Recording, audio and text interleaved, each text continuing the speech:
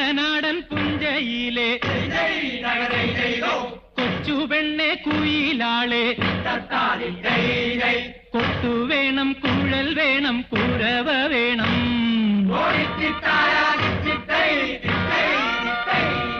വരവേൽക്കാനാള് വേണം കോടി തോരണങ്ങൾ വേണം വിജയശ്രീരാളിതരായി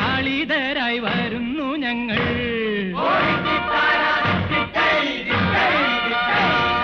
കറുത്ത ചിറകു വച്ചു അരയെന്ന കിളി പോലെ കുതിച്ചു കുതിച്ചു പായും കുതിര പോലെ